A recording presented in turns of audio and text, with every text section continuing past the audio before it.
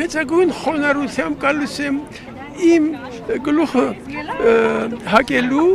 այս կրակարանին նկատի ունենալով մեր զոհերի իշտակը, որոնց եկեղեցին սրբադասեց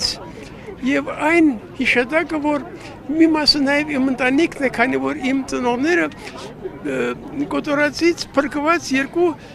զավակներն են մեծացած որփանոցում, իմ երկու ծնողները։ Գալիս եմ այստեղ իմ ընտանիքի սրբազան պարտքը կատարելու, ոչ մեր ընտանիքի, նաև մեր համընդհանուր։ Մայստրո, մտավորականությունը ինչու աղմուկ չի բարձրացնում, երբ որ տեսնում է, որ նույն ցեղասպանած Թուրքիայի կյանքով, այնքան փակ կյանքով եմ ապրում, 86 տարեկան եմ։ Ես չգիտեմ ով ինչ է անում, բալիկ ջան, այնքան սերունդ կա, որոնց երաժիշտների մեջ չեմ ճանաչում։ Չգիտեմ անունները չեմ լսել, որտեղ միայնակ եմ,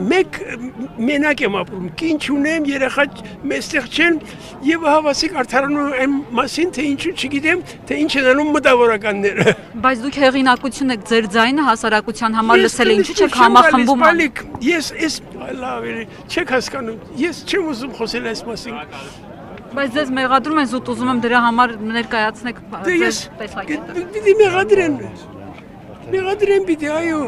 իրավունք ունեն երևի, ես չգիտեմ, ուրիշ տեսակ ապրել, եթե հնարավոր լիներ ինձ կապրեի, տնից շատ քիչ եմ դուրս գալիս, և արդարանալ չեմ ուզում, ես իմ անելիքը անում եմ, շուտով 350 դպրոցական երեխա մի համերգ են տալիս, որը ամբողջ երաժշտությունը իմն է, ժողովրդական բանահյուսական նյութերի հիման վրա գրված, տարբեր բարբառներով հայերենի, եւ սա է իմ պատասխանը, միակ բանը որ կարող եմ անել եւ իմ ինչ ասեմ, լավագույնը որ կարող է անել սա է։